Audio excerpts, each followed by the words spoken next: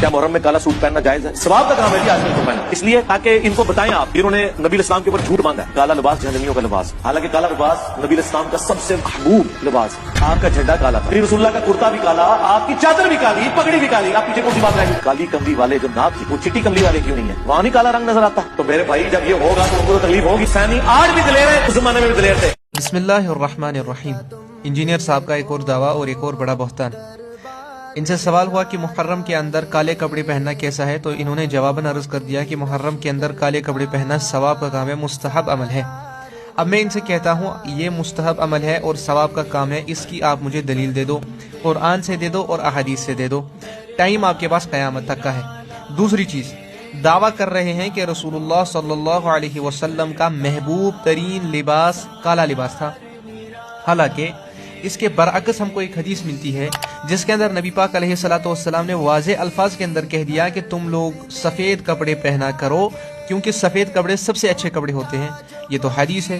اب انجینئر صاحب اس حدیث کا انکار کر رہے ہیں کیونکہ وہ کہہ رہے ہیں کہ کالے کپڑے محبوب تھے، تو اس کی آپ دلیل لے آؤ کالے کپڑے کیسے محبوب تھے، اور اس چیز پر قیاس کرنا کہ نبی اکرم صلی اللہ علیہ وسلم چونکہ کالا امامہ بھی تھا تو سفید امامہ نہیں تھا، تو سبز کلر کا امامہ نہیں تھا۔ یہ کہنا کہ ان کے پاس کالی کملی بھی تھی، تو اس سے یہ کون سی دلیل ہے کہ اس سے آپ قیاس کر رہے ہیں کہ ان کو کالا رنگ ہی محبوب تھا، حالانکہ حدیث میں تو واضح انہوں نے کہا کہ سفید سب سے اچھا ہے۔ دوسری چیز، انہوں نے کہا کہ محرم کے اندر یہ کالے کپڑے پہن لینا مستحب عمل ہے، حالانکہ ہم لوگ جو کہتے ہیں، ہمارے اوپر جو بہتان انہوں نے باندھا کہ ہم لوگ کہتے ہیں کالے منحوس کپڑے ہیں یہ مت پہنو، ہم نے تو ایسا کبھی کہا ہی نہیں۔ ہم کہتے ہیں کہ محرم کے اندر کالے لباس نہ پہنو۔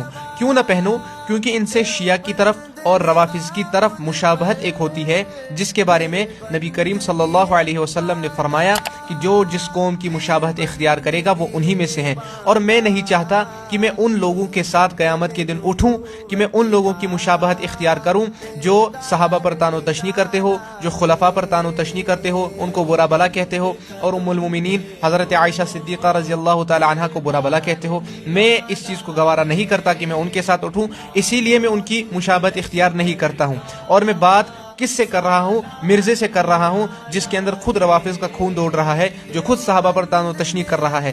اس کو سمجھانا بھینس کے آگے بین بجانے کے برابر ہے۔